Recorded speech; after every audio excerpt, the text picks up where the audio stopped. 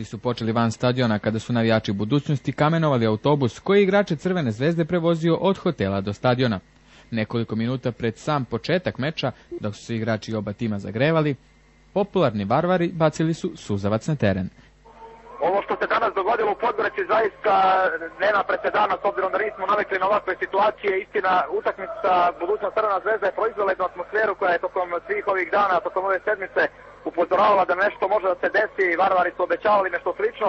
Malo je trebalo da se upali taj fitilj. Međutim, činjenica da suzavac koji je prouzrokovao opštu bježaniju, incidente, nerede sa policijom, zatim tuče na zapadu, mnogo prevrnutih kola ispred stadiona, činjenica da taj suzavac izgleda nije bio programiran, što je najčudnije u cijeloj priči. Naime, vođe Varvara dali su mi upravo tu informaciju da su kupili u Beogradu, misleći da su kupili dimne bombe, u stvari nabavili taj materijal zvani suzavac i nisu bili svjesni šta bacaju.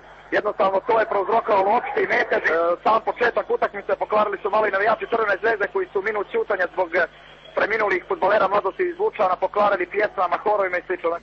Bilans meča u Podgorici je 25 povređeni, od kojih je 10 teže. To su povrede, većinom povrede glave, ruku, nogu, bačenje i suzavac, pa smo i u tim slučajima intervenisali. 10 ljudi upućeno u urgentni blok, pošto nismo mogli da izvršimo do kraja dijagnostiku i lečenje ovde.